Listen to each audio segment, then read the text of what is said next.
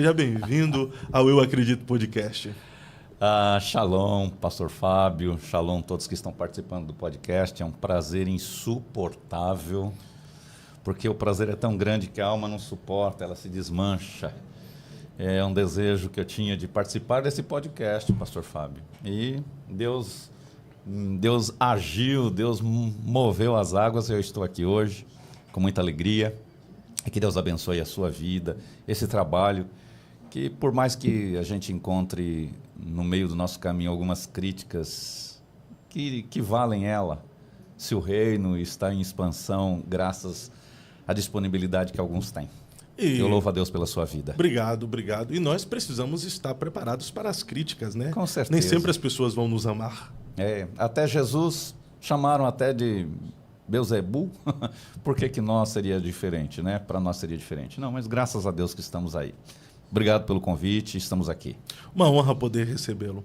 Eu vou lhe fazer uma pergunta que ela parte muito para o lado introspectivo, até filosófico. É difícil até de responder, porque é uma pergunta a respeito de si mesmo. E geralmente é mais fácil responder de outrem, né? Mas quem é o apóstolo, ou melhor dizendo, o Heleno Bezerra, como pessoa, como ser humano? Como é que o senhor se identifica? Olha, pastor Fábio, eu sou uma criança que o tempo adulterou, transformou em quem sou hoje. Sou um menino que veio do interior, da fazenda, do meio do gado, do meio da plantação, fui trabalhador da roça. Quem olha para mim pensa que eu nasci em berço esplêndido. Não, fui da roça e vim para São Paulo aos meus 19 anos. Fui um usuário de drogas, fui uma pessoa perdida no mundo, mas fui achado por Jesus. E desde que fui achado por Jesus, fui resgatado por Jesus, uma coisa estranha para se explicar para os estranhos, mas não para os da fé, move dentro de mim. E essa vontade de falar de Deus, de expressar Deus, de viver Deus, surgiu assim, de uma maneira que brotou como plantação do próprio Espírito.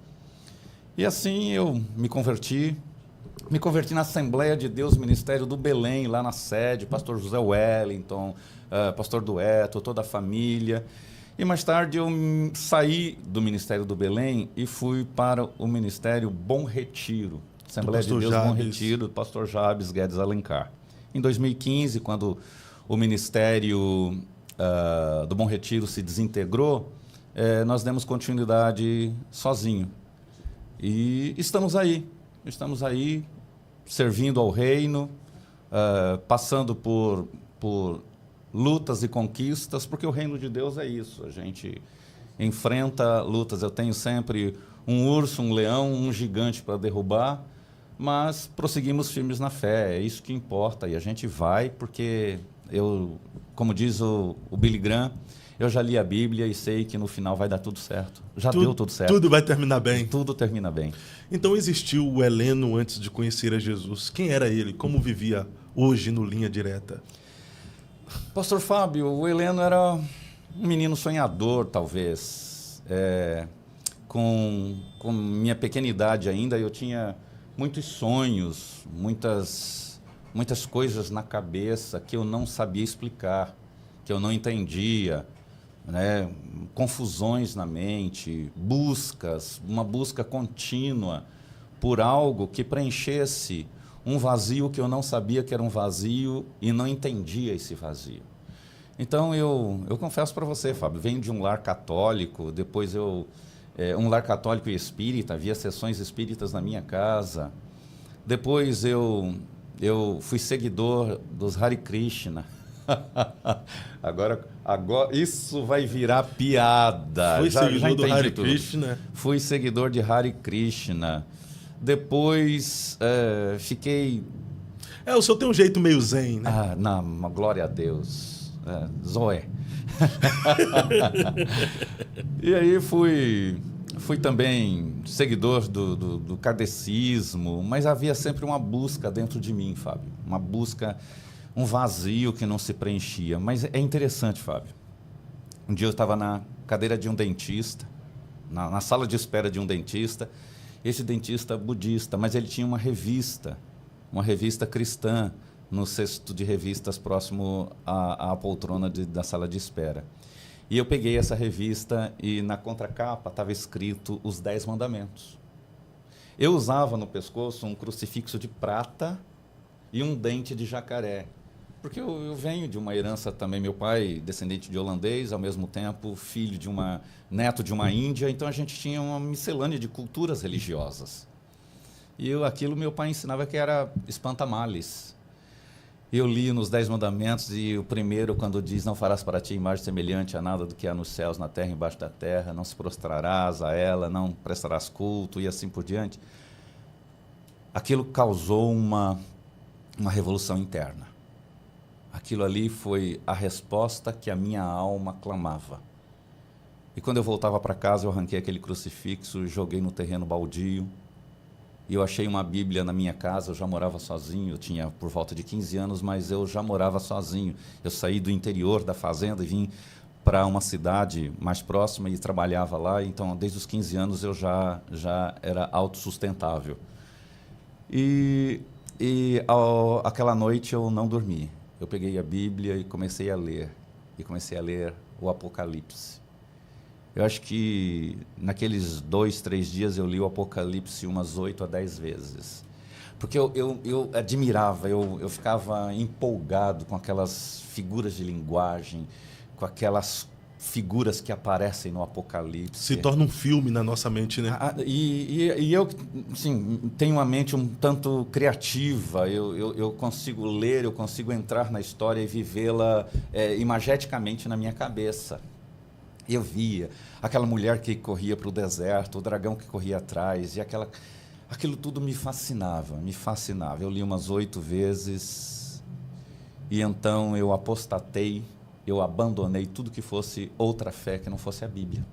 Sem ter ido na igreja? Sem ter ido na igreja. Foi uma conversão automática. Uma conversão automática. O Espírito do Senhor lhe convenceu. Isso. É uma resposta de Deus a um clamor da alma que a gente não sabia nem que estava clamando para Deus, Fábio. Mas qual é o problema de usar o crucifixo? Até porque hoje nós temos lideranças, pastores, em muitas igrejas, a membresia usam crucifixo.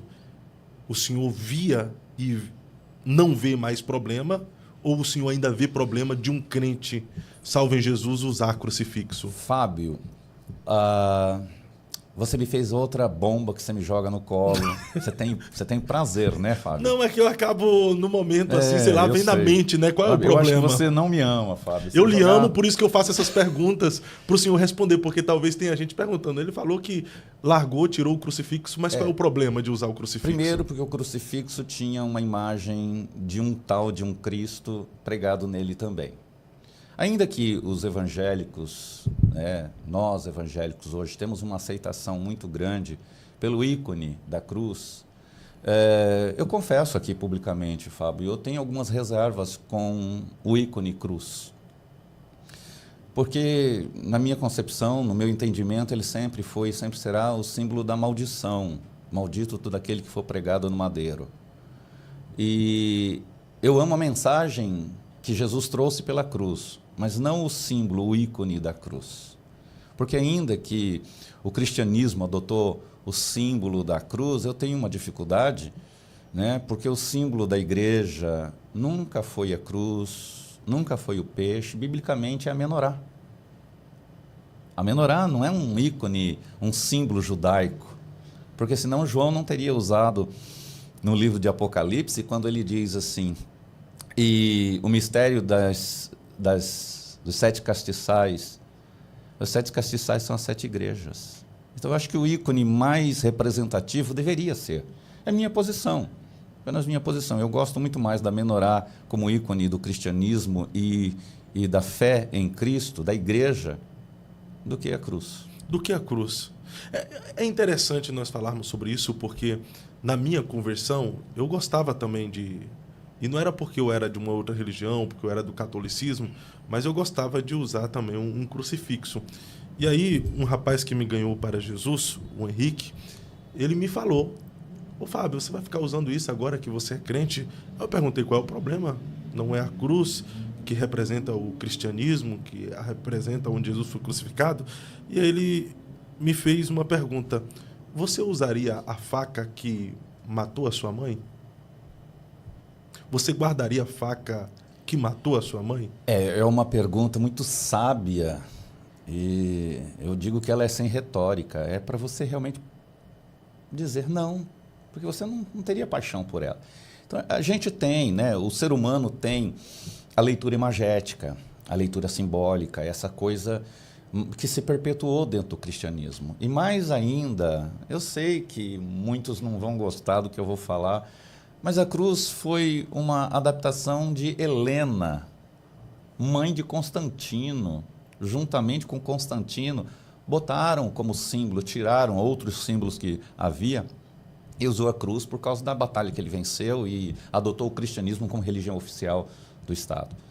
Então, eu tenho minhas reservas. Mas a cruz é um símbolo do cristianismo. Até o próprio Jesus ele falou: aquele que vier após mim, negue-se a si mesmo, tome a sua cruz e siga-me.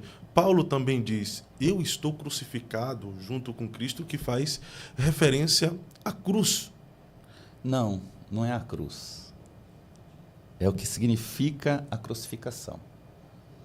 A crucificação é colocar ali aquela morte vicária de Cristo, colocar na cruz essa substituição. É uma substituição. Jesus me substituiu. A cruz de Cristo foi a minha substituição. Então, a referência que a Bíblia faz à cruz, Fábio, ela está mais ligada ao sacrifício do que a alegria de ter o símbolo. É memória ao sacrifício. Tomar a sua cruz, quando Jesus diz, é tomar o seu próprio padecimento, porque viver em Cristo não é o que muitos pensam que é só alegria, é padecimento. No mundo tereis aflições, vós sereis perseguidos por causa do meu nome. Essa é a nossa cruz. A nossa cruz é essa, é a perseguição que nós vamos enfrentar, é a cruz de um Charles Kirk. Isso, É a cruz de Charles Kirk. A cruz dele foi estampada essa semana que passou. A cruz dele está sendo estampada aí com tanta dor para muita gente, para sua família. Essa foi a cruz dele. Mas a cruz nunca foi um símbolo para que a gente pudesse venerar, porque houve um tempo que o cristianismo evangélico tinha um pouco de aversão à cruz, de usá-la como símbolo. Mas os tempos foram se aprimorando e foi se dando mais liberdade, foi se aceitando. Hoje ela é aceita tranquilamente dentro da igreja evangélica, algumas dizendo, mas a nossa cruz de evangélico está vazia, diferentemente do catolicismo, a cruz está ocupada por um símbolo além da própria cruz. Particularmente eu acho tudo bobeira, prefiro não fazê-lo, Fábio. Respeito os demais, mas não quero para mim. Não vou fazer isso, uma teologia, e não vou levantar aqui uma nova revelação. Não, é o que eu vejo na Bíblia. O que eu vejo. E o senhor também não ensinaria, logo que o senhor não quer para o senhor não ensinaria os membros da igreja que o senhor pastoreia também a ter esse objeto de cruz como um símbolo do cristianismo? Ensino. Não ter? Ensino. Porque para o senhor a cruz é o quê? Uma maldição? Não. É a resposta, a pergunta-resposta do seu amigo citado aí. Você usaria a faca que esfaqueou sua mãe? Mas então, Paulo diz assim, quanto a mim, que eu jamais me glorie, a não ser na cruz do nosso Senhor Jesus Cristo, por meio da qual o mundo foi crucificado para mim e eu para o mundo. Ele está dizendo que se gloria na cruz. Então, Fábio, Então, Fábio, ele se gloria na cruz, mas vamos entender o elemento chamado figura de linguagem. Ele não está falando no ícone, no símbolo da cruz, mas no fato da crucificação, no fato da cruz, no fato da morte substituta. Não é no ícone, no símbolo cruz. Essa é uma questão que a gente tem muito, a gente associa num tempo literalidades do texto. E às vezes não é a palavra cruz que a gente deve deve ter em voga aí, mas sim a questão do que a proposta que foi feita por Cristo. Eu vou substituir, porque a cruz era para você, era maldição, era para mim. Então eu vou tomar a sua maldição, a sua cruz, para que você não tenha a cruz. Então é naquilo que o sacrifício de Cristo na cruz gerou para nós. Exatamente. Não a cruz Não a especificamente. cruz o elemento, não o símbolo que a gente carrega pendurado no pescoço, na parede da casa, no púlpito da igreja, no topo da igreja, mas a mensagem que ela passa. Qual é a mensagem da cruz? A mensagem da cruz ela é tão linda, Fábio, que ela é entendida assim muito superficialmente, me perdoe falar assim. Mas a mensagem da cruz é um convite ao retorno. Como assim, Helena? Que retorno é esse? Eu já estou fazendo a minha própria pergunta, né, Fábio? Qual é o objetivo? Por que Jesus veio ao mundo? Ele veio ao mundo para resgatar aquilo que se havia perdido. E a gente toma o resgate daquilo que se havia perdido como algo que fosse o resgate do homem em si. Mas não é só o resgate do homem, é o resgate do reino. Ele veio buscar e salvar aquilo que se havia perdido, o reino que estava no homem. Como assim?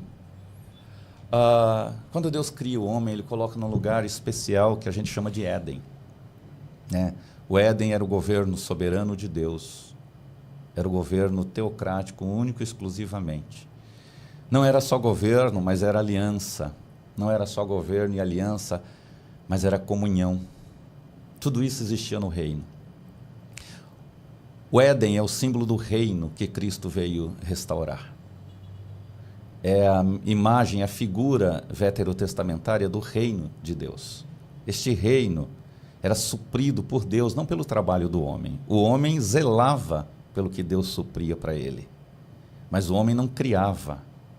O homem não trabalhava para o sustento, ele trabalhava para manter aquilo que Deus já sustentava. Ele zelava, ele era mordomo das coisas criadas. E o homem perde isso, é expulso do reino de Deus e vai para o reino bio. Ele perde o reino Zoé, o reino sobrenatural de Deus, para ir para o reino bio, a vida que nós usamos, a vida normal, natural. E Jesus vem para resgatar o homem. Aí os judeus chamam isso de techuvá, retorno às origens. E nós cristãos chamamos de arrependimento, o arrependimento que João prega, Jesus prega, e que o cristianismo entende, ele associa arrependimento como uma sensação emotiva. Arrependimento como um remorso, ou essa sensação de que eu vou deixar o pecado, mas o homem está deixando o pecado, mas não está caminhando em direção ao reino. Ele não está caminhando ao retorno, a techuvá, o homem voltar às suas características originais. Qual era a característica original do homem lá no Éden? O homem que Jesus trata no Sermão do Monte, quando ele diz, olhe as aves do campo, olhem os lírios, olhe as aves do céu, os lírios do campo, elas não plantam, não semeiam, mas o Pai supre. Jesus estava fazendo a comparação com o próprio Adão e Eva no reino de Deus, que era suprido por todas as coisas pelo Pai. Ele diz, e quem tem o afã pelas riquezas, por buscar, acha que o seu próprio trabalho, o seu próprio esforço é que vai lhe trazer esta vida abundante, esses são gentios. Esses gentios são assim porque eles não têm a confiança e a fé no reino, que o reino é suprimento.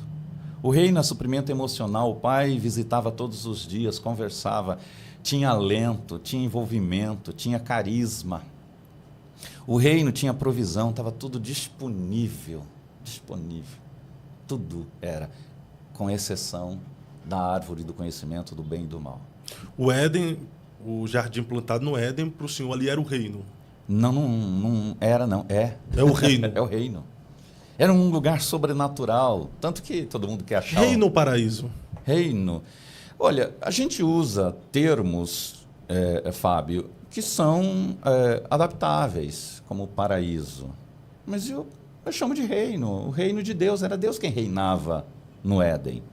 Ele é um paraíso por ser um lugar, dentro da nossa ótica da palavra, né, da semântica do paraíso, um lugar paradisíaco.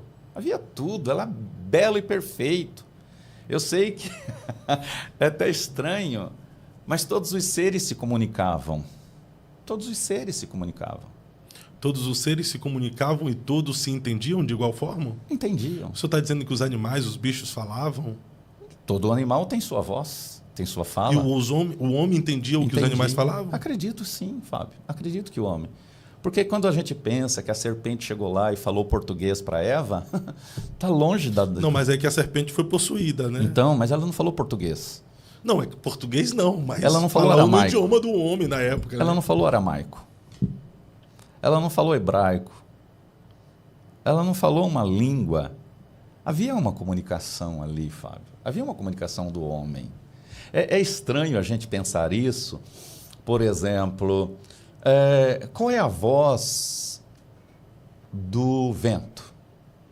E qual é o ouvido do vento? Mas Jesus disse ao vento, cessa, e ele cessou. O vento ouviu a voz de Deus. Aquieta-te. Qual é o ouvido, por exemplo, das águas? Das águas. Qual é o ouvido? Qual é a língua das águas? A linguagem das águas? Ao ponto de dizer, aquieta-te, e ela se aquietar. Qual é o ouvido da montanha e a linguagem da montanha que aquele que tem fé diz para ela, arranca-te e lança-te no mar e ela te obedecerá? Então, quando a gente pensa nessa questão bastantemente natural, do homem natural, do falar e do ouvir, a gente pensa nessas formas de linguagem, nas formas de linguagem muito humanizada. Mas o mundo espiritual tem ouvido e tem voz. O mundo espiritual tem ouvido e tem voz. O Éden era um ambiente 100% espiritual. Perfeito. Quando o senhor... Eu preciso voltar aqui primeiro para a gente finalizar a questão da cruz, pastor. Então, na sua visão, um crente salvo em Jesus não deve usar uma cruz de jeito nenhum, seja crucifixo ou seja até uma tatuagem de cruz, que representa a cruz, que, como o senhor disse, é como se fosse uma arma que tirou a vida de quem você ama. Então, dentro da sua perspectiva, é inadmissível um cristão, um servo de Deus, usar uma cruz como símbolo. Não diria inadmissível, Fábio, porque eu admito. Você entende? Porém, eu não gosto, não concordo. Não me sinto, não aprovo. Eu admito, mas não aprovo. Eu não sei se fico claro com esta fala. Porque eu não vou condenar uma pessoa. O senhor respeita, mas não concorda. Isso, respeito, não concordo. Porque eu penso assim, de que adianta você ter uma cruz, e eu vejo muitas pessoas de muitos credos, nem cristãs são, ter uma cruz tatuada no corpo, mas não ter a mensagem da cruz tatuada no coração. Isso para mim não cola, não rola, não voga, não vai, não tem, não dá liga. Não adianta ter uma cruz e não ser crucificado nela com Cristo. Né? Cristãos que usam o crucifixo, a cruz pendurada no pescoço, mas a cruz não está nas suas costas. Não carrega uma cruz nas costas. Então, eu acho absurdo. Melhor do que ter uma cruz como símbolo é viver na cruz junto com Cristo. É ter a cruz tatuada no coração. Aí sim. O homem que tem a cruz tatuada no coração, eu aprovo, valido e concordo. Mas a cruz tatuada ou pendurada no pescoço não passa para mim. Eu tenho um amigo cristão que tem uma tatuagem no corpo todo e ele diz que aquelas tatuagens são mensagens. Eu me questiono com isso, Fábio, porque sua boca não tem mensagem nenhuma e você quer passar mensagem com tatuagem? Sua boca é uma negação ao Cristo.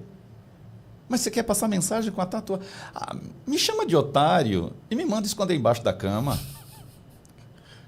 Sua vida não tem mensagem nenhuma. Você vai transmitir mensagem com a tatuagem. Então, esse cristianismo superficial, que nem cristianismo é, esse suposto, esse pseudo-cristianismo, ele não encontra espaço na minha fé, na minha crença, no meu espírito. Não encontra, Fábio. Então isso aí o senhor também é contra um crente fazer tatuagem?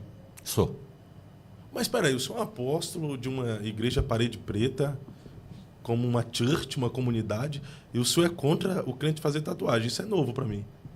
Geralmente, os apóstolos modernos das igrejas church de parede preta fazem até apologia os cristãos fazer tatuagem. Como é que o senhor pode ser contra? Não significa que eu faço parte da massa. Eu sou pela renovação da doutrina cristã. A reforma luterana, calvinista, elas começaram, mas essa reforma não pode ser tida como completa. Nós precisamos passar por uma reforma. Mas não é pecado fazer tatuagem, biblicamente falando? Eu pergunto para você, se não é pecado, ou se não é, eu vou me escusar de responder diretamente. Mas eu pergunto, quais são as razões, as motivações que levam uma pessoa às tatuagens? Eu tive na igreja uma adolescente de 12 anos com uma tatuagem assim bem no local do cós. Então ela tinha um piercing no umbigo e ela usava uma blusinha um dedo abaixo do seio.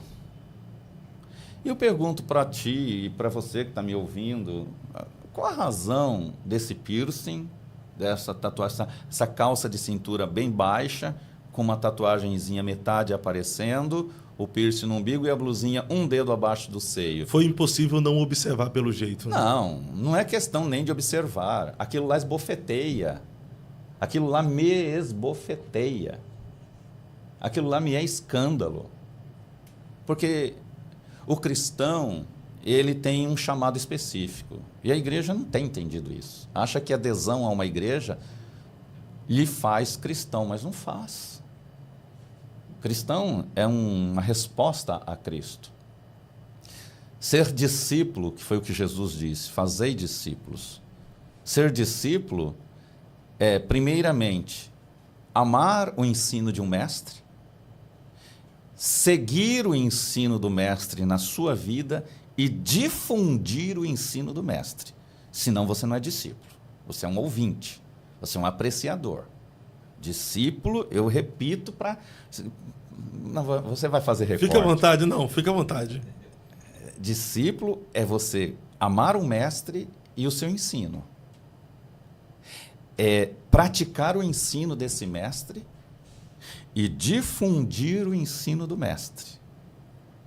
Isto é um verdadeiro discípulo. E Jesus mandou a gente fazer discípulos, não membros de igreja. Então eu sou chamado de apóstolo, sou considerado apóstolo, porque as pessoas também não entendem, porque tem uma caixinha travada na mente sobre o termo apóstolo. Não tem sobre o diácono. Porque o termo diácono é também grego, que nós chamamos de servos. Deveriam chamar apenas de servos, serviçais, mordomo. Todos nós somos mordomos, então todos nós somos diáconos. Mas Jesus disse que o discípulo não pode ser diferente do mestre, mas também não pode ser maior que ele. O meu Jesus é um apóstolo. Está escrito na nossa Bíblia. Lá em Hebreus. Ele é apóstolo. Por quê? Porque ele é enviado. O apóstolo é o enviado. Quando eu pego o pastor Fábio e digo, Fábio, vai agora para a região X de São Paulo. Eu estou te enviando. Isso é apostolado. A igreja cristã, ela é apostólica. Ela é fundamentada na doutrina dos apóstolos. Agora, existe aquela coisa, aquela dificuldade de compreensão sobre o quadro dos 12, que não são só 12, mas, né? Eu gosto daquela confusão que se faz. Quem serão os 12 que assentarão nos 12 tronos? Quem serão os 12 de Israel e quem serão? Porque Manassés e Efraim substituíram, mas depois nós também vamos ter Paulo e Matias, que substituíram. Sim. Como é que vai ficar isso? Eu não vou entrar nessa questão aqui. Deixo para os escatologistas e aqueles que... Mas vamos voltar, então, à questão da tatuagem, pastor, porque é uma discussão que até hoje está na internet, em debates, sobre pode e não pode. Pode um cristão fazer tatuagem? E a gente não tem assim uma base bíblica para afirmar que é pecado, né? E o senhor se posiciona contra a tatuagem. Qual o motivo de o senhor se posicionar que um cristão faça tatuagem? Ela pode, como tem uma igreja e tem um pastor, estive até com ele, pastor Eduardo Reis, que fez uma tatuagem aqui para eles lembrar da mensagem que eles carregam, que é sobre o reino. A igreja Reino também fez a tatuagem aqui, influenciado de alguma forma por esse pastor. Ou seja, esse pastor, essa igreja, estão pecando por fazerem tatuagem e tantos outros membros da igreja de Cristo, que fazem parte de denominações, estão pecando por fazerem uma tatuagem, seja um versículo bíblico, um leão que representa o leão da tribo de Judá, um cordeiro, um versículo de alguma forma que a pessoa se identifica, é pecado? Olha, quando a gente conversa com determinada linha dos católicos, eles dizem, não, a gente não venera, a gente não adora os santos, é só para lembrar. Os cristãos evangélicos estão fazendo a mesma coisa, só não estão pegando os mesmos ícones católicos. Mas para lembrar eu preciso ter um símbolo no meu corpo. A palavra está na boca e no coração dos que creem. Se a palavra não está no teu coração, meu filho, não adianta você tatuar para lembrar, não. Gosto muito do pastor Eduardo, não estou falando dele, estou falando da sua pergunta. Sim. Não falo de pessoas. É que acaba envolvendo, né? Não falo de pessoas. Mas você me fez a pergunta, você gosta de jogar granada sem pino? Não, eu só faço questionamentos. Mas eu pergunto... tirarei o seu coração de pedra e darei um coração de carne, e nele estará escrita a palavra. Quem tem escrito a palavra de Deus no coração? Não depende de... Eu preciso lembrar. Que desculpinha esfarrapada é essa? Me perdoe. Não me faça pergunta que eu não possa responder. Mas para mim é muito esfarrapado, um cristianismo esfarrapado, um cristianismo sucateado. Que eu preciso ter isso para lembrar. Filho, lembra que você é cristão todos os dias e testemunha em Cristo por sua vida em excelência. Um iconezinho para lembrar. Me economiza. Me poupe, que agora eu vou ficar nervoso. Eu vou me colocar na condição de um membro da igreja que o senhor pastoreia. Como é o nome lá da igreja? Assembleia de Deus, Ministério Apostólico da Restauração. Eu sou um membro da Igreja Evangélica Assembleia de Deus, Ministério Apostólico da Restauração. Pastor Heleno, eu estou querendo fazer uma tatuagem. O senhor me daria a sua bênção para eu tatuar o meu corpo? Por que você... meu querido, quer fazer essa tatuagem? E que tatuagem é essa? Porque eu acho bonito e eu gostaria de fazer uma tatuagem. E o que me impede de fazer? A sua consciência. Somente a sua consciência vai te impedir. Eu não. Somente a sua convicção pode te impedir. Se a sua convicção está para ter a tatuagem, não sou eu que vai te impedir. Assim eu já respondi, porque a pergunta que o senhor fez, pastor Fábio, já me veio, não uma, não duas, não três. Pastor Heleno, eu posso tatuar o nome da minha filha aqui no braço? Eu perguntei, por quê? Porque eu acho bonito. Sim, você acha bonito e o que mais? Sua filha não é mais bonita do que o nome dela tatuado no teu braço? Você tem o nome da sua filha tatuado no teu coração a ponto de você morrer por ela? Você é um verdadeiro cristão? Você morreria por outra pessoa que não fosse seu filho, sua filha? Então você teria que ter o nome da humanidade tatuado no teu coração, ou no teu corpo. Eu começo por aí, Fábio. Mas compromete a salvação? Não, Fábio, eu não estaria ousado a ponto de dizer que tais coisas comprometem a salvação. Seria uma ousadia muito grande da minha parte. Seria, talvez, falta de senso, de sabedoria. Porque eu não tenho esse poder. Eu não tenho esse poder de dizer o que é que compromete ou não a salvação no tocante a esses assuntos. Mas uma coisa eu posso dizer, o que compromete a nossa salvação. O que compromete a nossa salvação é o cristianismo superficial esfarrapado. Porque muitos cristãos que agiram e que fizeram milagres não serão reconhecidos. quando Cristo assumir definitivamente o reino. Quando ele se manifestar na segunda, não vai, porque ele disse, mas eu não curei. Eles não estão mentindo. Não, essas pessoas, esses homens, essas mulheres, esses cristãos fizeram maravilhas. Mas a resposta vai ser, apartai-vos de mim, eu não vos conheço. Você já pensou em tudo que você fez hoje, achando que o cristianismo poderia ser sucateado, poderia ser adaptado, poderia ser mesclado com os costumes do mundo, com os costumes do Egito, com os costumes da Mesopotâmia, com os costumes das nações? O cristão, ele é chamado para ser diferente em tudo, em tudo. Então o crente, ele precisa ser diferente e fazer a diferença Ele precisa em tudo. ser...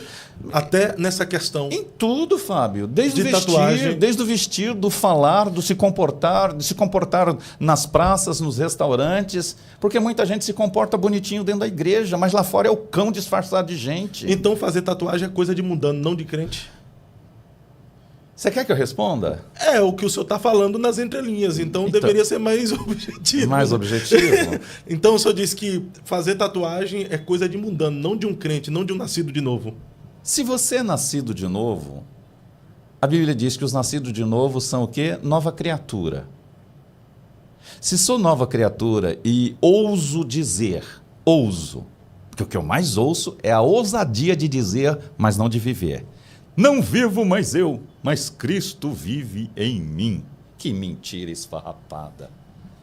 Que mentira. Eu fico procurando o Cristo, desculpa o que eu vou falar agora, hein? Eu estou procurando esse Cristo babaca que anda correndo atrás de tatuador para tatuar o seu próprio corpo. Se Cristo vive em mim, o corpo não é mais meu. Eu não tenho que pôr o que eu acho bonito.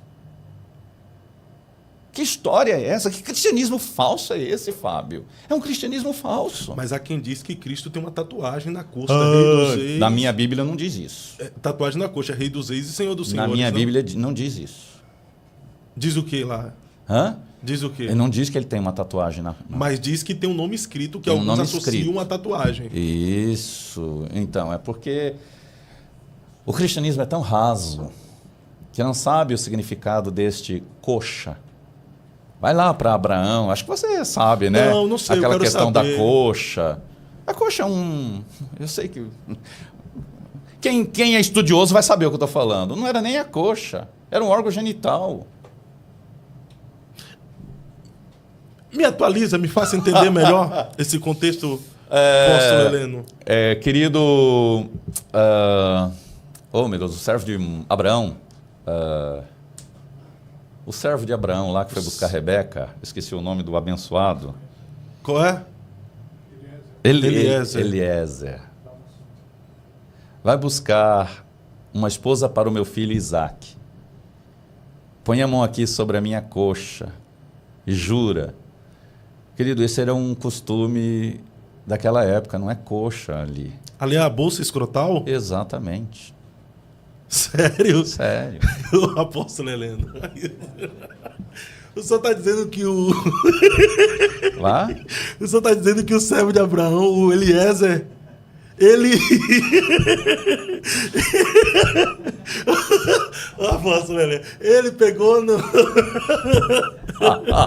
Agora vai virar piada isso, vai virar. Não, Fábio, não deixa fazer recorte de piada, não. Mas tem uma mensagem.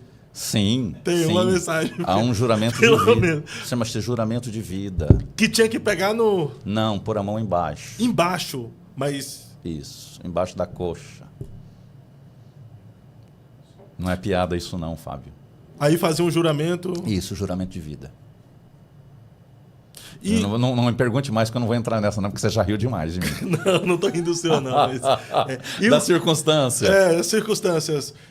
E aí o senhor relaciona a coxa que Jesus tem ali, Rei do Senhor, que o senhor levou quando ele pra traz isso, né? na coxa, vou fazer igual o pastor César Cavalcante. Me dá o texto.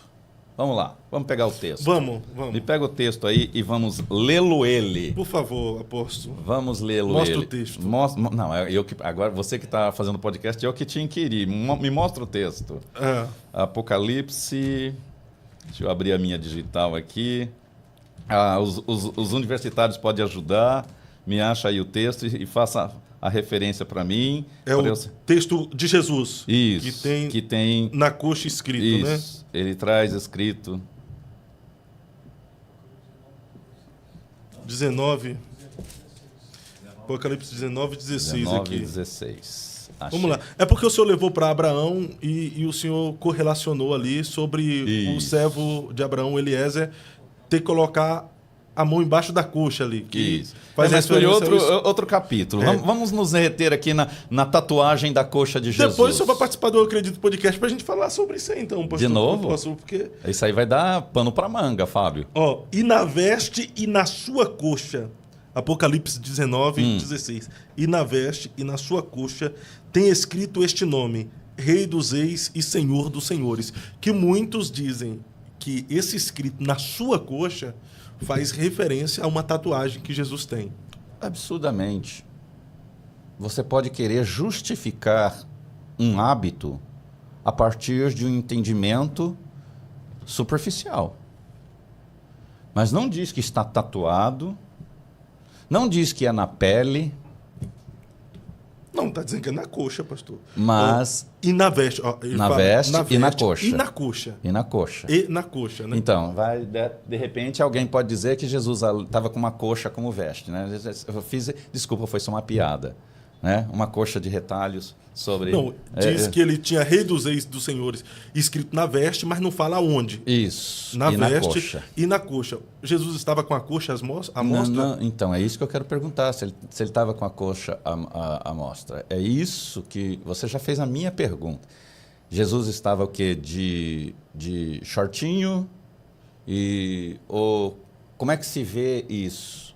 Ou é porque das suas vestes, ou porque isso está, ou porque este novo nome, Rei dos Reis e Senhor dos Senhores, está escrito no sentido que eu usei antes, no sentido de está escrito no pacto que ele fez de geração de vidas.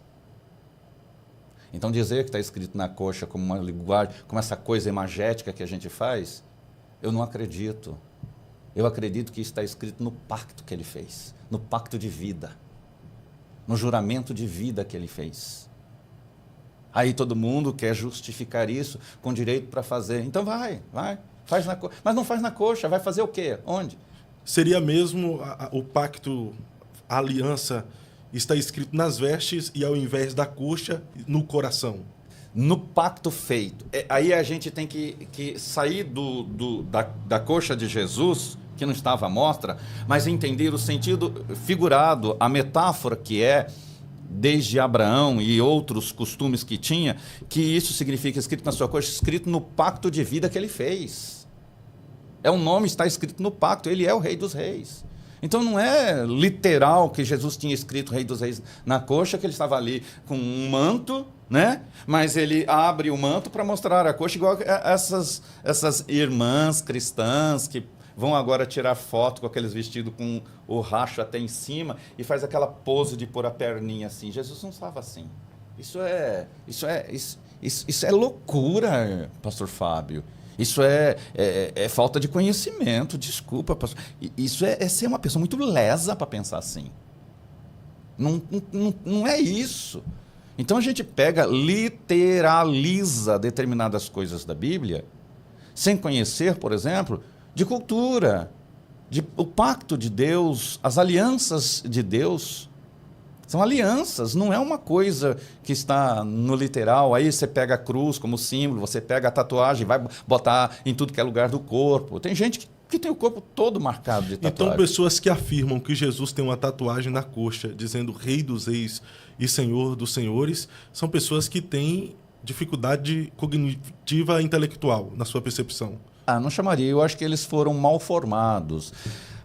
Fábio, eu fui professor 25 anos na minha vida, né? E trabalhei na Secretaria da Educação de São Paulo. E tem uma coisa que eu aprendi enquanto trabalhava nesse período, é o que a gente chama de formação deformada. Isto é, o meu conhecimento deformado, eu vou fazer outros discípulos. Eu vou fazer ele como? Com uma formação deformada. Perfeito. Perfeito. E nós estamos vivendo uma geração de cristãos deformada. De cristão com uma teologia deformada. Nós temos uma teologia extremamente deformada. O que pode, muitas vezes, é proibido, o que não pode é permitido. Nós temos uma... Por isso que eu sou adepto a uma nova reforma. Uma nova reforma? Uma nova reforma. O senhor diz reforma conforme a de Lutero? Sim, nós precisamos corrigir. Uma nova reforma ou uma renovação na reforma que já temos? Eu acho que quando a gente fala só de renovação, Fábio, a gente vai falar de pegar tudo que foi feito e ratificar. Não é só ratificar. É pegar algumas coisas que a reforma protestante não fez ou que se deteriorou e repensar para agora. Repensar um novo... Porque hoje nós temos aí as candombleias, né? Você já ouviu falar nas candombleias? Sim, sim. São ditas igrejas cristãs. Mas o que é de Cristo nessas igrejas? Não há nada. Não há nada. Absolutamente nada. Um monte de coisas absurdas. Um culto que é um batuque durante horas e uma coisa que não tem lógica. O senhor fala dos extremos, do pentecostal, dos balbúcios incoerentes. Mas o pentecostalismo clássico, que acredita no mover do Espírito, nos dons espirituais, o senhor acredita? Sou pentecostal, né? sou extremamente o senhor fala mesmo das bizarrices. Né? Das bizarrices. E são tidos como igrejas cristãs. Então, é principalmente esse desvio do cristianismo, essa ala desviada do cristianismo, que precisa acordar, que precisa ser despertada para o verdadeiro cristianismo.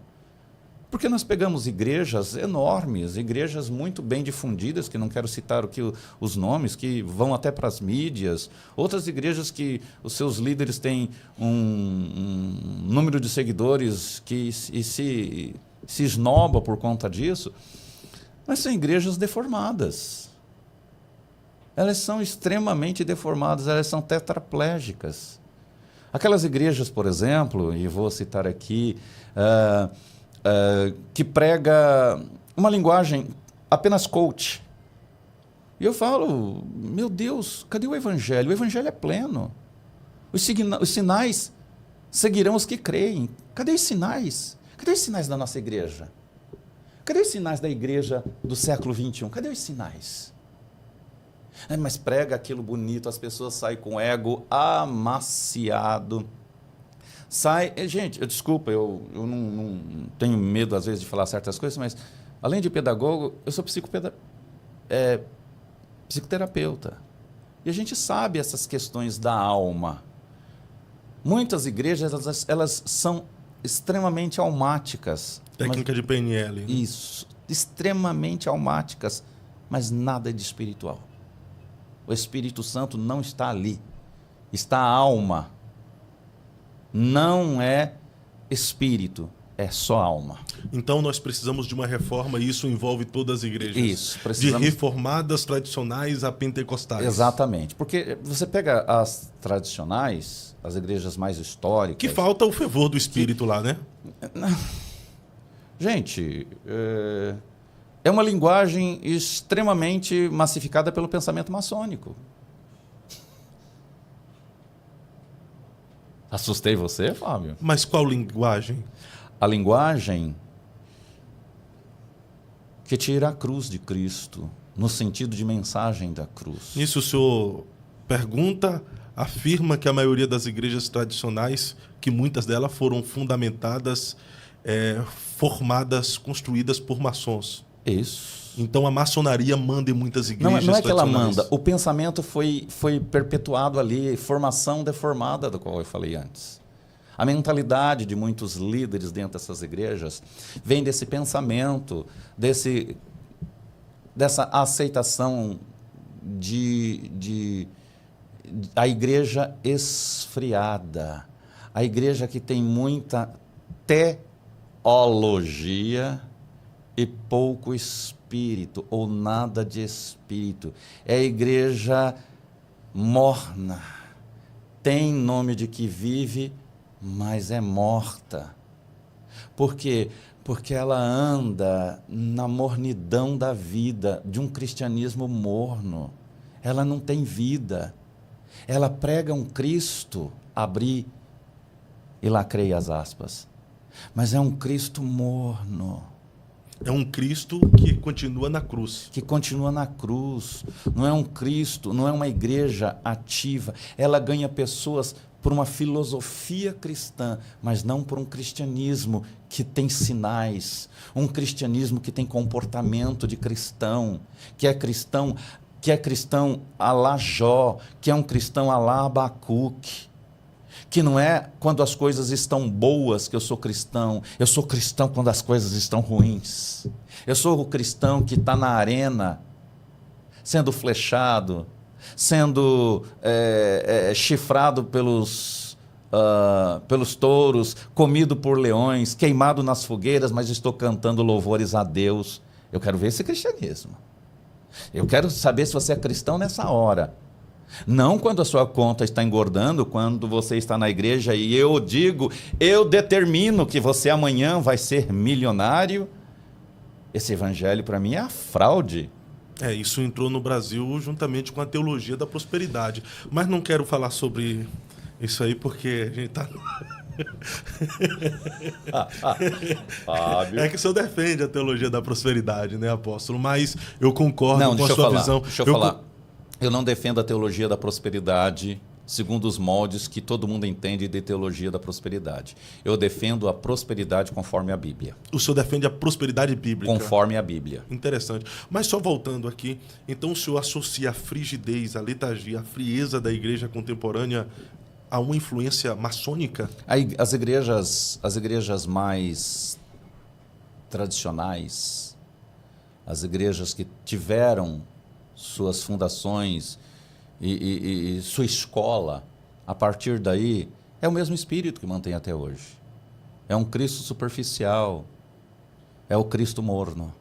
Mas essa frieza, essa letargia, até o ceticismo tem entrado também em algumas igrejas pentecostais. E há quem diz também que a maçonaria está adentrando em algumas igrejas pentecostais. O senhor acredita também que essa frieza, o movimento pentecostal está diminuindo na sua espiritualidade por conta da influência da maçonaria que está entrando no movimento pentecostal? Fábio, eu não diria exatamente isso.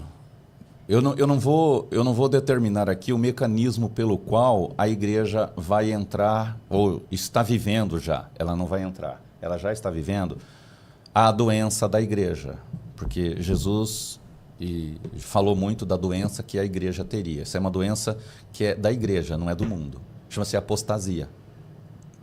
A apostasia é o esfriamento. A apostasia é a fé sendo minada, que tem pouco a pouco, que sabemos que a igreja como um todo, a igreja cristã no mundo, e especificamente posso falar a partir do Brasil em si, nós tivemos um boom evangélico nos últimos tempos, mas são todos deformados. São todos Mefibosete. Ainda estão em Lodebar. Eles não vieram ainda para a mesa do rei. O senhor diz que os reformados... Apóstolo, aí o senhor está alfinetando os reformados. O senhor está dizendo que os reformados ainda não experimentaram de fato a graça de Cristo? Não, Fábio. Eu disse que a igreja como um todo, seja reformado, pentecostal e neopentecostal, uma boa parte ainda é Mefibosete. Tem direitos ao reino, mas está em Lodebar. Ela não consegue ouvir o chamado do rei dizendo: vem que eu tenho à mesa uma restituição da graça. É que o senhor separa, né, evangelho da salvação para o evangelho do reino. Não são as mesmas coisas? O evangelho da salvação, Fábio, a gente deve entender que quando Paulo diz: eu prego Cristo crucificado, a gente precisa entender o tempo, o momento em que Paulo precisou pregar o Cristo crucificado. O Cristo crucificado era a mensagem que tinha para as pessoas que não conheciam o Cristo. Hoje, muitas igrejas, algumas igrejas estão pregando muito o Cristo crucificado, mas não o motivo pelo qual o Cristo foi crucificado. Então, não adianta eu chegar hoje e dizer que Cristo foi crucificado para perdão dos nossos pecados, se eu não dou continuidade à mensagem da cruz. A mensagem da cruz é: ele foi crucificado para perdão dos nossos pecados, para fazer o que está em Efésios 2, quebrando a barreira de separação e fazendo dos dois povos. Eu ouvi aqui um debate que falava sobre judeus e cristãos, mas só existe um povo. Ele diz que fez dos dois um povo, está lá em Efésios capítulo 2. Fez dos dois um só povo. Deus não tem mais um Israel e uma igreja. Deus tem um povo convertido. Então, o senhor não acredita na teologia da substituição? A igreja não substitui Israel? Não, não acredito, não. Não há substituição. Isso aí foi entendimento de a deformação da compreensão e a formação de outros com essa compreensão deformada. E o Evangelho de Jesus Cristo, escrito por João, capítulo 1, a partir do versículo de número 11, ele veio para os seus, a saber, os judeus, né? Mas os seus não o receberam. Mas todos quanto o receberam, foi dado o direito e o poder de serem feitos filhos de Deus. Todos. Então, não é uma substituição. É uma oportunidade que tem para todos, inclusive para os próprios judeus. Não é específico para os ex-gentios, porque não existe cristão gentil, para começar. Quem fala, nós somos cristãos gentios. Não, gentil é quem não tinha aliança. Todos os verdadeiros cristãos não são mais gentios. Todos são descendência de Abraão. Os judeus também cristãos não são mais judeus. Então, nesse contexto. Não, eles não então, são mais judeus judeus messiânicos não existem. Então, o problema, Fábio, está na criação da religião. Quando a gente pensa em religião judaica e religião cristã, é aí que o nó embola tudo. Porque a gente pensa em religião. O judeu, a nação de Israel, ela foi um sacerdócio por um tempo. Ela não foi o único povo de Deus. Deus só usou como sacerdócio para difundir o nome de Deus, para mostrar Deus para as nações. E havia um propósito, até que viesse o descendente, e o descendente é Cristo. E ele uniria todos os povos, línguas, tribos e nações num só corpo. Então não tem mais judeu, cristão, é quem creu aqui, quem recebeu, quem se entregou, quem se aliançou com Cristo, se aliançou com o Pai, com o Filho e com o Espírito Santo. Então os judeus que não acreditam em Jesus morrem, vão para um inferno. Acredito piamente. Precisa conhecer Jesus como Não, não é só conhecer, é aceitar, porque conhecer eles conhecem. E o pacto de Deus com Abraão a respeito do... O pacto dizia o quê? Até que viesse o descendente. Mostra o texto. Você está fazendo o programa do César Cavalcante? Tem um texto que diz que o pacto quebraria quando viesse o descendente? Não, não diz que o pacto quebraria. Mas diz que o pacto foi feito a partir de uma lei. Não existe um reino sem leis. Por isso, o falso cristianismo, eu vou responder a sua pergunta, o falso cristianismo traduziu a graça como um lugar de desgraça. Traduziu a graça como uma referência à anarquia. Mas todo reino tem leis. Todo o reino de Deus tem leis. Deus deu a primeira lei para o povo hebreu. Essa lei, o que diz? Ela foi uma barreira de separação até que viesse o descendente. Está escrito na nossa Bíblia, eu vou achar aqui o texto. Até que viesse o descendente. E esse fala, o próprio escritor diz, fala de Cristo. Até que viesse o descendente. Isso. Viesse, deixa eu escrever aqui. A lei foi dada como aio. O que é um aio? É uma ama de leite, é uma babá, é um tutor, é aquele que é responsável por zelar, por cuidar. Seria aqui Gálatas capítulo de número 3, versículo de número 19? É possível. Porque isso. Então, por que é que foi dada a lei? Ela foi dada para mostrar as coisas que são contra a vontade de Deus. Isso. A lei devia durar até que viesse o descendente de Abraão, pois a promessa foi feita a esse descendente. A lei foi entregue por anjos e um homem serviu de intermediário. Porém, não é preciso haver intermediário quando se está falando de uma só pessoa, e Deus é um só. É isso aí. A lei foi dada até que viesse o descendente. Por quê? Então o senhor diz que após Cristo, agora todo judeu precisa crer em Jesus para ser salvo, mesmo havendo essa aliança com Abraão. Todo ser humano. Todo ser humano. Então não tem privilegiadinhos no reino, Não né? existe privilégio. Israel não é o xodózinho de Deus, como não diz alguns. Não existe isso. Deus fez uma aliança e ele é fiel à sua aliança. A aliança abrâmica é uma coisa, a aliança mosaica é outra. Nós precisamos entender que a aliança abrâmica era Deus suscitar uma nação para que desta nação viesse o quê? O Messias. O Messias veio. A aliança se cumpre. Deus foi fiel na sua promessa. A aliança a mosaica é a lei. A lei também foi dada o quê? Como aio, como babá, para guiar, para cuidar, a lei, toda a lei, quer no nosso mundo, quer no mundo espiritual, a lei não é um objeto de punição. A lei é um objeto de salvaguardar direitos, proteção. Então Deus deu a lei para Moisés publicar para o povo, para proteger o povo. A lei do reino de Deus, a lei de Cristo, também foi dada para proteger o povo. E muitos acham que o evangelho, o cristianismo não tem lei. A graça é o seguinte: viva como quiser, porque você está embaixo da graça. Você foi salvo. Salvo hoje, salvo para sempre. Aleluia, glória a Deus. Mas espera aí. Se você não guardar a tua coroa, filho, tu vai para o buraco de baixo. Não tem essa não, isso é conversa para boi dormir. Se você não permanecer fiel até o fim, você não vai receber galardão, prêmio, você não recebe. Porque não vai. Não vai, irmão. Perdoe você aí que está levando uma vidinha meio para lá e para cá, achando que porque é membro da igreja está salvo. Não.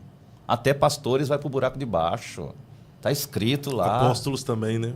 Apóstolo. Nossa, vai ter cadeira para cada um lá no inferno. Líderes vão, está escrito. Eu não preguei, eu não fiz, eu não... Isso não é argumento, isso não é argumento para salvação. Argumento para salvação é viver a mensagem da cruz. Perfeito. É viver, não é pregar. Por isso, o reino do inferno estará cheio de pregadores. Porque não viveram. Apenas pregaram. Apenas pregaram. Apenas ensinaram. Os fariseus, Jesus disse o que deles? Opa, olha o que eles pregam. Obedeça o que eles pregam. Foi Jesus quem disse. Está escrito na minha e na Bíblia de qualquer um. Faça o que eles vos ensinam. Mas cuidado. Não viva da forma como eles vivem. Perfeito. Apóstolo Heleno, eu ficaria a tarde toda conversando com o senhor aqui, mas o meu tempo é limitado. O senhor precisa estar no Eu Acredito Podcast novamente, para a gente dar continuidade a essa conversa. Jesus. Muito bom conversar contigo. É um prazer. O senhor tem uma elegância para falar, que mesmo quando o senhor está errado, o senhor nos conquista. Não é, Cláudio? Fala a verdade. Qual foi dos erros? Aproveita o ensejo e já corrija. Não teve nenhum erro, não. Mas eu estou falando que até se o senhor estiver errado, o senhor consegue nos convencer, né? Fábio, uma das coisas que a gente tem que ter cuidado é porque muitas pessoas, até você mesmo me chamou, em outras palavras, meio carismático e tal. Esse carisma, essa coisa, leva muitos para o erro também. Porque convence. Mas o meu objetivo não é esse. Você que está participando aqui do nosso bate-papo nesse podcast, sabe que o meu grande interesse, a minha alma, ela chora, ela tem zelo pelas coisas de Deus. Eu não estou preocupado com a igreja de parede preta. uma igreja X, porque na minha igreja não tem parede preta. Na verdade, a igreja de Jesus nem parede tem, né, pastor? Não tem parede preta, não tem... Eu creio no Evangelho de Jesus Cristo. Eu creio no Cristo, porque foi Ele. De onde eu saí, eu sei que só Ele podia me tirar. Glória a Deus. Mas se o senhor tivesse que transmitir uma mensagem ao mundo, olhando naquela câmera ali, o mundo está de olho no Senhor, esperando ouvir uma mensagem que saia dos seus lábios. Qual seria essa mensagem? A mensagem seria a partir da mensagem de Oséias. Conheçamos e prossigamos em conhecer a Deus. Muitos conheceram Cristo. Louvo a Deus que o Cristo chegou até o seu conhecimento. Mas é preciso agora conhecer a mensagem do Cristo. É preciso conhecer o propósito pelo qual Ele morreu no nosso lugar. Aquilo foi uma morte substituta, uma troca. Foi uma troca. Ele tomou o que era meu, a maldição da morte, da lei, para me dar a vida que é dele. E a vida dele é eterna. E para a vida eterna não é ser membro de igreja, não é conhecer o Cristo, mas é viver a mensagem do Cristo. É praticar, é difundir a verdade, não só por palavras, mas pela vida, porque nós temos 3 grandes testemunhas: o Pai, Filho e Espírito Santo, Deus. Os homens, porque diante dos homens também damos testemunho, e perante o inferno, como Jó, cujo testemunho de Jó foi perante o Pai, Deus, os homens e o diabo. Se o nosso testemunho não alcançar essas 3 esferas, está complicado. Então eu não vivo um cristianismo de religião, eu vivo um cristianismo de prática, de busca incessante pelo retorno à essência do homem que Deus criou. O homem foi criado por Deus perfeito, mas as aspirações do homem o corromperam.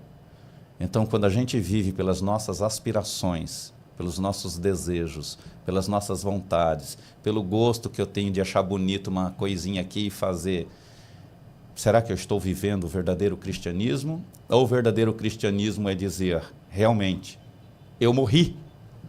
Eu morri. Se eu morri, eu não tenho mais vontade. Eu não tenho mais apreço por coisinhas bonitas pendurada no meu pescoço ou tatuada no meu braço. Se eu morri em Cristo, então agora este corpo não me pertence mais para eu fazer o que eu quero. Este corpo agora pertence a Cristo para Ele dirigir para o propósito pelo qual Ele morreu. Seja assim, e aí serás verdadeiramente um cristão, seguidor de Cristo. Perfeito. Este foi mais um episódio do Eu Acredito Podcast. Hoje tendo a honra de ter uma conversa muito agradável, muito boa, com o apóstolo Heleno Bezerra. Espero que você tenha gostado dessa conversa. Se sim, deixa o seu like. Se não, deixa o like do mesmo jeito. Quem sabe você gosta das próximas. Se você não é inscrito, se inscreva em nosso canal, ative o sininho de notificações, compartilhe com mais alguém, até porque é você quem me ajuda a fazer esse podcast acontecer. E ele acontece para você, por você, para mais ninguém e sempre para a glória de Deus. Apóstolo Heleno, muito obrigado pela aceitação do convite e compartilhar um pouco do muito depósito que Deus tem feito em sua vida. Eu vou nessa, amanhã com a graça de Deus estaremos de volta com mais um episódio do Eu Acredito Podcast. Até mais.